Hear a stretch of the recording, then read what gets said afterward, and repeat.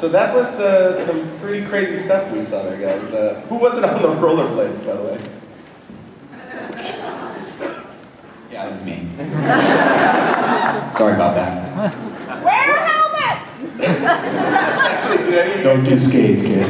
No, I can't wear a helmet. On Crank 1, the producer was really nervous, for insurance purposes. He said, you gotta wear a helmet on the shot. And I was going backwards filming Jason Statham on a motorcycle, and the helmet, while I'm holding a camera, I'm holding onto the bike, and holding the camera in the other hand, the helmet literally went like this. Going backwards 45 miles an hour.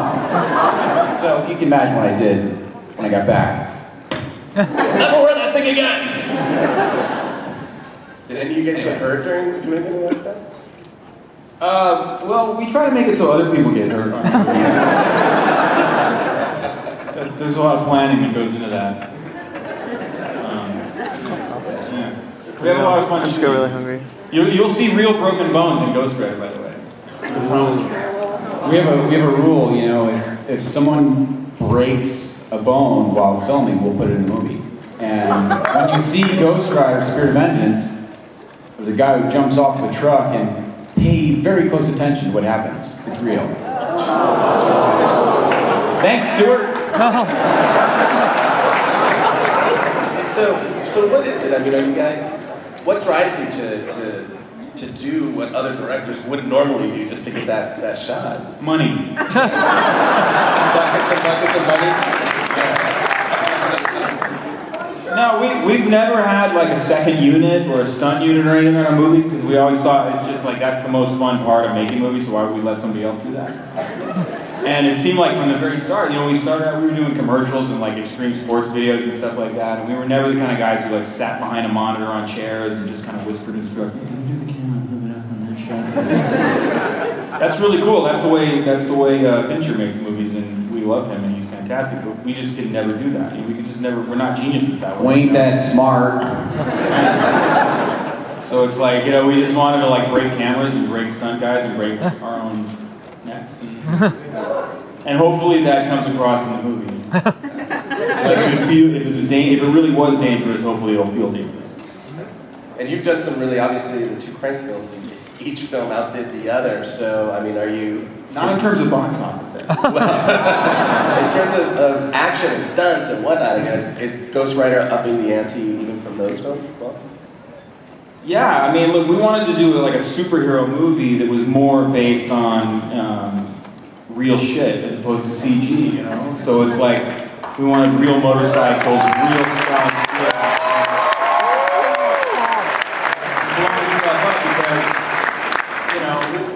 If you see that something was all done on a computer, then you're not gonna. It's just a different experience. We want you to feel like, wow, these guys actually do that. Like, we crashed a lot of cars, we blew up a lot of gasoline bombs, and we broke bones. Well, before we dig deeper in, I understand you brought something for the audience, right? We did. Brought something for them to see. We did a case of beer. Yeah.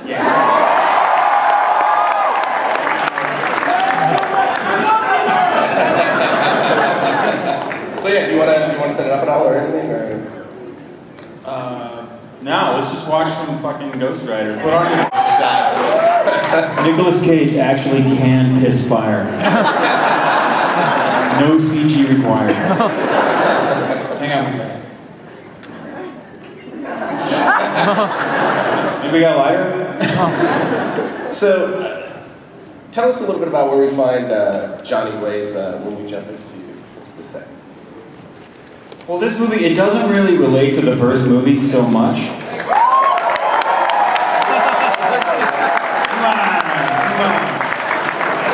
But it's not really a sequel, it's not really a reboot per se because it's got Nicholas, so it's kind of like a C-boot, a requel.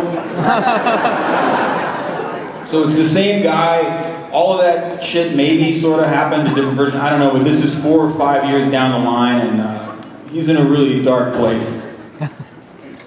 And he kind of needs to be redeemed, which is what happens when Idris Elba comes knocking on his door.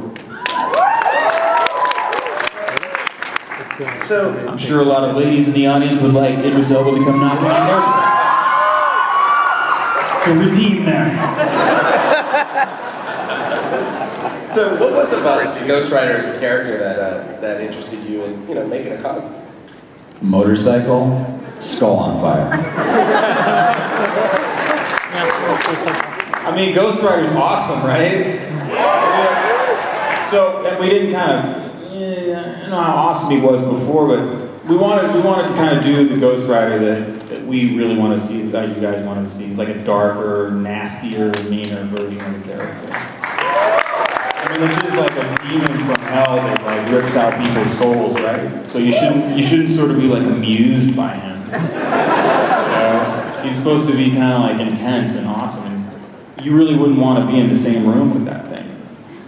And you actually touched it in saying darker. His look even is different. He's got the kind of the charred skull and the leather is bubbling over, which is really cool. I mean, can you walk us through some of those changes and how you went about kind of reconcepting his look?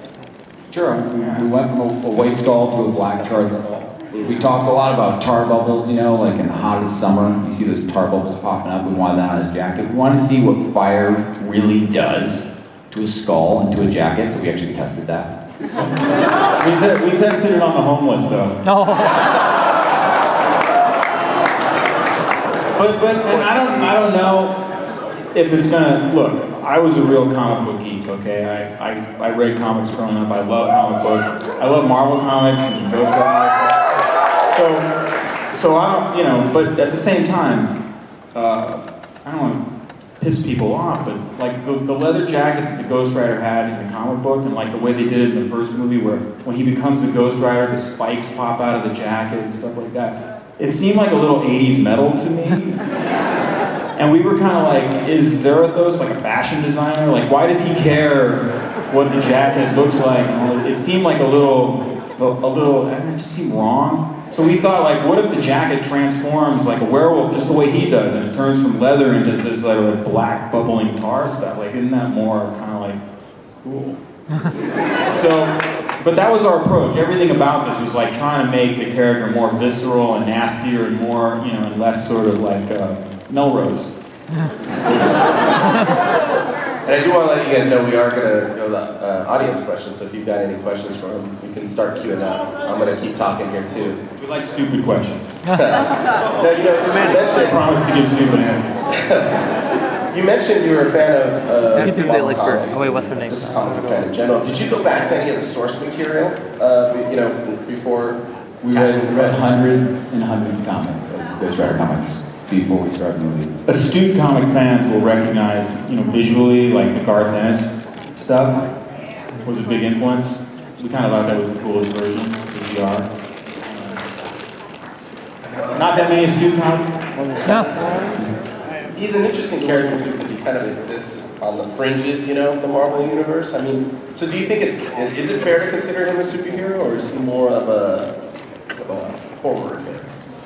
Yeah, I mean, he's a weird superhero, right? Yeah. He's not really gonna like put on tights and save your cat from a tree or something. His suit, yeah. You'll light your cat on fire, though. And that's really important. But his superpower, it's not invisibility or flight or, his superpower is he sucks your soul out. So this is weird. That's just weird. All right, well, let's start with some of the... It's kind of like going to Vegas. We can start with some audience questions if you want. So how about, we'll start on, I think it's these two sides, right? So we'll start right here. Wow, it's coming behind us. First two Crank films, really, really awesome. Just what is Nick Cage like in person? He's like a crank film. Does he actually have a lucky crack pipe? Does he keep that on him? No. Thank you. All right, we'll go to the next question. I'm really excited to see Ghost Rider. It's one of my most anticipated films right now. But my question right now is for Crank. And Crank was amazing. Crank High Voltage was a masterpiece. And I think the opinion of me and everyone in the room is when we'll see a third one and Cage will be in it.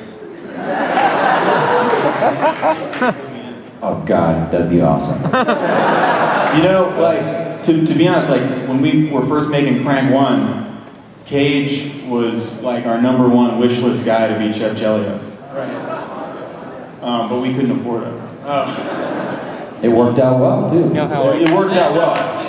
I mean, you know, it's all about. We got to work with both of them. It's all about the J. But you know, this guy had an Oscar and everything. He probably wasn't going to do Frank. Thank you. Thank you. All right, we'll go over here. Hey, how's it going? This is Caleb Sugaki Press.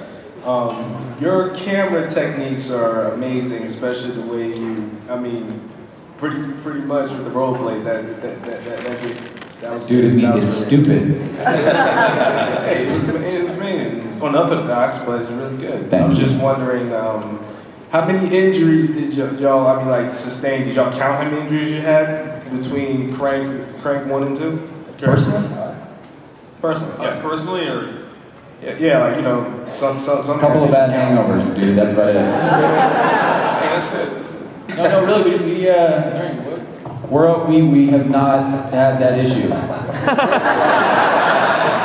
right, He thanks. gets it.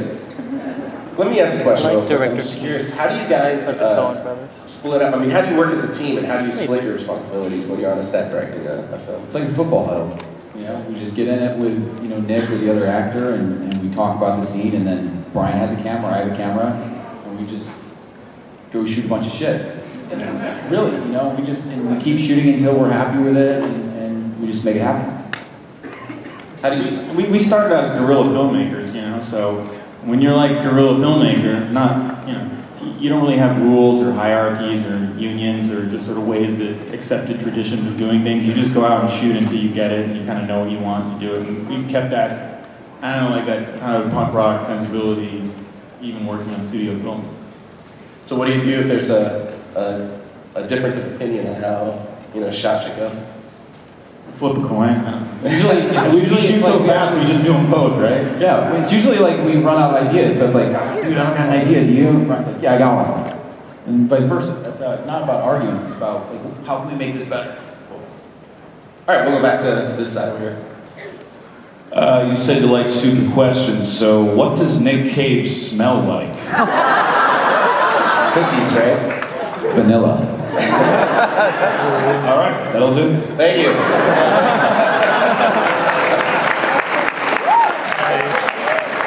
You know that's exploding all over Twitter right now. Hey, how's it going?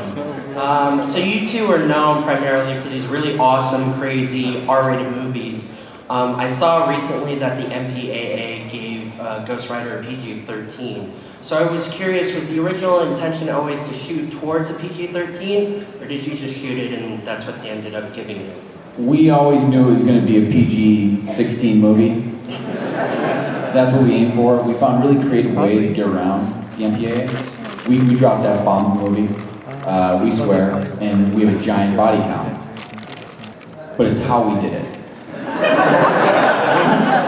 We're confused about the ratings, but we love it. But we had to actually, we knew going into this movie that's what we had to do.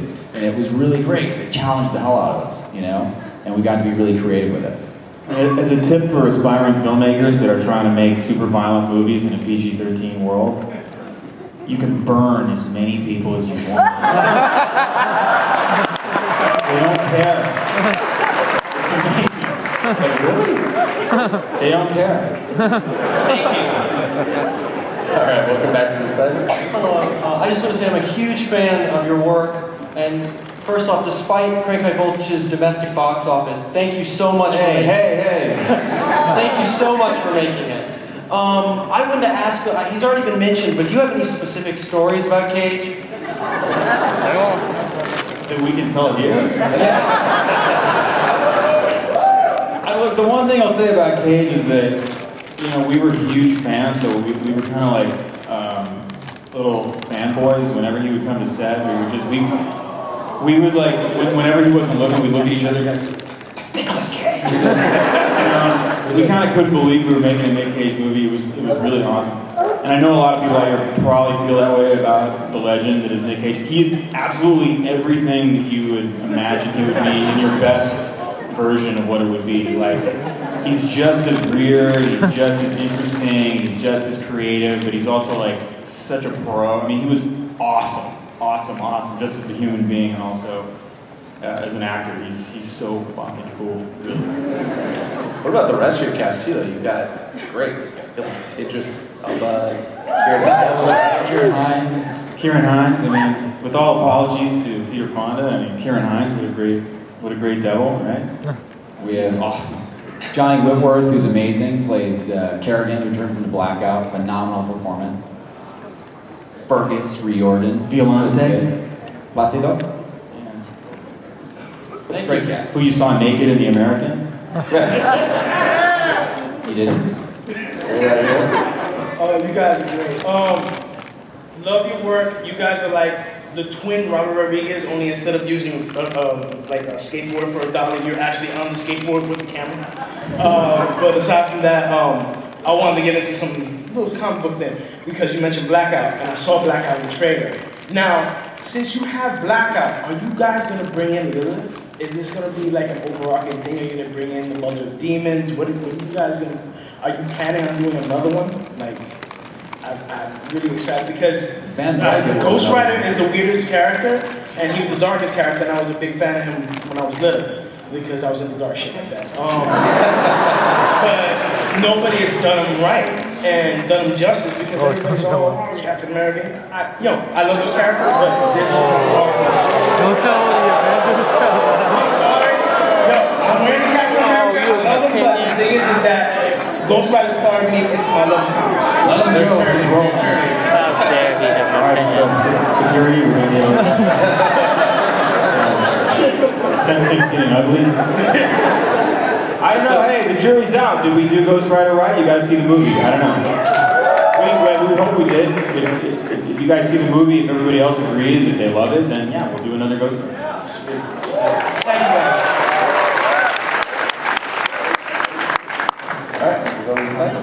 I just want to say I love Crank High Voltage, just like forget the Robert Rodriguez Tarantino Black House movie. That was the real exploitation homage, I felt like. And I was wondering, my question is, what are you going to do after Ghost Rider? Do you know yet? Wow. First of all, I really like that comment a lot. Because one of the things that we always thought about Crank 2 is it wasn't like an homage or like a tribute to Grindhouse. It was a real one. True Grindhouse. Yeah. Like contemporary Grindhouse. That's what we were. What was your question? What are you going to do after? And can you please make Crank 3? Preferably with Nick Cage. Yes. We know Crank was destined to be a trilogy. The only question is when and where.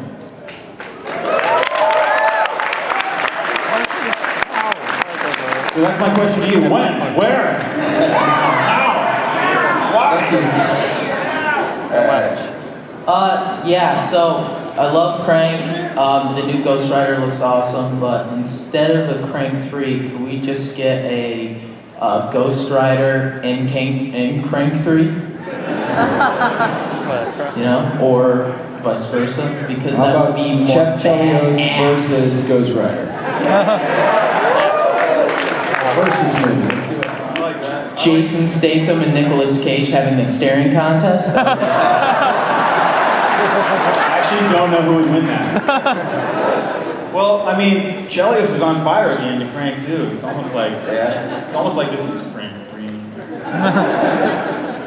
And I know it's still early, and obviously you're still working on this film, but I mean, are the seeds planted in your own head, like, oh man, if we did make another Ghost Rider movie, for example, here's where we could go with it. You think that in that term? We have a couple of ideas. You don't want to spill. Dun. We're just gonna skip R and go straight to like NC-17. Thank you, Aaron. Thanks. Okay, so you guys did a lot of really crazy stunts for the Ghost Rider to get the film done right. What was your favorite of your stunts, and what was your favorite of the actor's stunts? Well, I think my favorite of the actor's stunt would be definitely sending Nick 40 feet up in the air at about 40 miles an hour. That was pretty awesome, out in the middle of Transylvania. The biggest stunt of that movie was just how fucking cold it was all the time. We shot this thing in Eastern Europe, and we were like near death. Like you can't really tell, but you saw some of the stuff in the behind the scenes. It was pretty exciting having Mark go on the wire over the edge of the cliff there, because it seemed like it was probably safe. The cranes that we used were really big, the wires were big, but you're kind of looking at it and doing the math in your head and thinking like, I don't know, if the wind gets strong enough, you could just totally picture the whole thing going over the side. But there's two of us. Yeah. Yeah, one can always replace the other. It's definitely sketchy. Did you shoot Romania for Romania? Is the film set? Yeah, we did. Yeah. That in and of itself, I would imagine, it brings a whole other kind of character to it. It was cool. We really like using practical locations. The first movie they shot it all in New Zealand. It kind of feels built. In a lot of movies that they shoot down there, it just feels like the whole thing's a big set. And in Crank movies and everything, we like to shoot in real places. So the movie was set in Eastern Europe, so let's go to Eastern Europe. Right here. Yes, hi. I was wondering about the 3D in the film, if it was post-converted or shot in 3D, and the reasoning behind whichever process you use. Well, the kind of camera work that we tested this a lot, and it was always going to be a 3D movie. As a matter of fact, we wanted to shoot Crank 2 in 3D. So we've been like crazy about 3D for a long time. We knew we were going to do this 3D. We tested everything out before we went, and we figured out that the state of the art when we were going into this movie, there's no way we could shoot the kind of camera work we wanted to with 3D rigs. We couldn't do it, and there wasn't even really an advantage to it. What we found out with post-conversion was it's as good as you make it. And some people don't like post-conversion.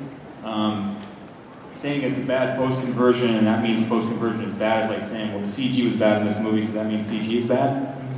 It's really not. It's just as good as what you do with it. And some post-conversion has been really good. As a matter of fact, some of the movies that you guys think were shot in 3D, really big movies, Transformers, it looked really good. Awesome 3D movies. A lot of that stuff was 2D, it's converted, and I like to talk about it, but because of the stigma, there shouldn't be a stigma. 3D conversion, if you do it right, it looks awesome. And the 3D in our movie, I'll hold it up next to any movie, it's state of the art, it looks really, really great. And we cared a lot about it, and we put a lot of our time and energy into making it great. All right, great, thank you.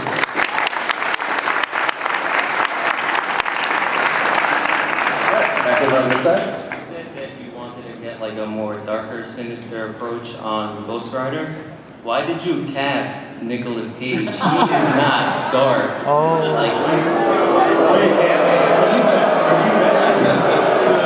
Part of the group. Who do you think is dark? He looks like a funny guy though. Like he's not serious. I can't take him serious. That guy's gonna be brutalized. He's also very. You gotta go through some logic. I don't know. Nick is one of the darkest individuals that I don't really understand. He makes a lot of different kind of movies. I don't know, man. I don't know. We love Nick. Look, Nick trusts his directors. He's as awesome or as great as his directors. Yeah, that's true. All right, thanks. We'll go over here. How's it going? Jason from Dublin, Ireland. Just like we love you guys over there as well. Crank, high voltage, just goes all the way. The question is, regarding comic book character movies, who do you want to do next? Because I think you guys are perfect for Deadpool.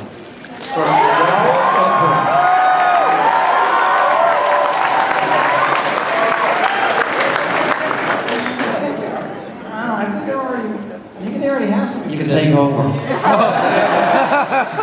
Can we start a protest? Yeah, start a petition. Right, Deadpool right now. Occupying Marvel What? I love this guy. Want to be in a movie? A walking movie. All right, I look like Wolverine. Tomorrow I'll look like Jack Gordon from Big Trouble in Little China. So. All right, let's move to another question. How about over here? What character would you like to do? No, man, one at a time, We were trying to kind of reinvent Ghost Rider. There's a lot of cool characters. What?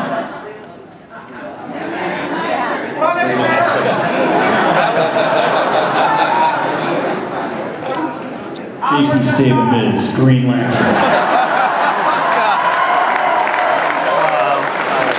Can you imagine? Nope. It'd be so bad. All right, thanks a lot. We gotta keep moving the line. Let's go. Next one. First off, I didn't know how much work you guys put into shooting stuff until I just saw that montage. You guys are absolutely phenomenal. Like, just what you did was ridiculous. And I'm very jealous that you get to do what you do. But my question is this. The first Ghost Rider movie, not my favorite Marvel movie. But something that they took an interesting take on was the pen and stare. I kind of thought that was cool, and I was wondering if you guys used that, if you took it in a different direction, and what other Ghost Rider, I guess, abilities do you think you guys put your own special spin on? Yeah, we do. We use the pen and stare in the movie. We really liked it, and the idea of the pen and stare is really great because he's calling up all the evil things that you've done and smacking you with it and killing you with your own evil deeds and thoughts, basically. So, we thought that, we thought it was a little soft in the first movie. It kind of felt like a gag where you're going down a tunnel and you're seeing reenactments of the crimes, and, muggers and shit. I don't know. It was a little bit corny and... You're saying you liked it? So we wanted to make it really performance-based. We wanted to get a great actor to be Pen and Stare for the first time. Somebody who, it wasn't like a generic thug, but someone who you could sort of feel like the incredible physical and emotional and agony of that experience. And we wanted to do it more performance-based. So there's some CG and it's really intense visually and everything, but also we always wanted it to be about two actors, really making you uncomfortable with how fucked up this thing was. And if you're watching it, you should almost feel towards the bad guys like, come on, all right, enough, let him off the hook. It's more like a horror film than an episode of Cops. All right, we're getting the wrap-up signal here, so we'll do two quick ones. We'll go here, and then we're gonna wrap it. So just quickly, Frank 2, fucking awesome. That montage was fucking awesome.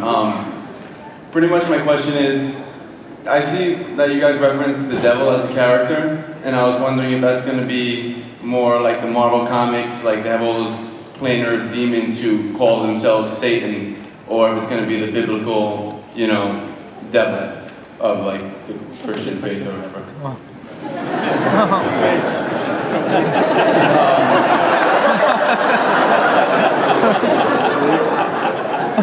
It's more like the devils who walk on earth. That's the way we look at it. Okay. All right, over here. Hey there. Next question is for Mark. Mark, earlier I noticed you put your hands over your eyes on stage and looked at everybody really quickly. I'd like to know what that was. That's a question. Those were my 4D glasses. Okay. Just to explain my question, my friends and I play a game where if you get somebody to look at you doing that, you have to lay down on the ground immediately, no matter what you're doing or where you are. Sit down. So you got me. And I got up and laid down. Wasn't this for you? So, all right. Get down.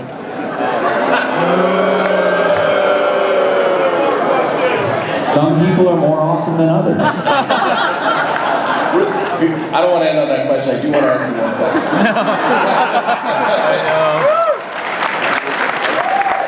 Really quickly, does he have the same bike in this movie? And I saw in the trailer kind of this big construction crane thing that looks like he's turned it into some sort of hell vehicle.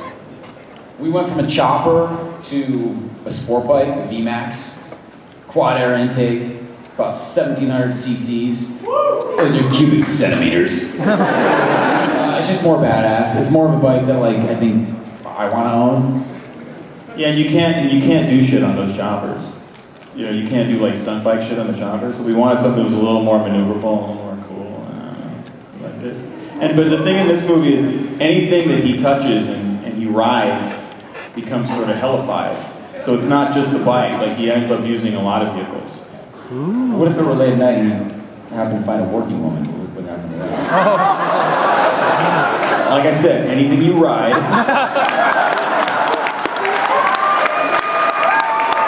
All right, guys, put your hands together.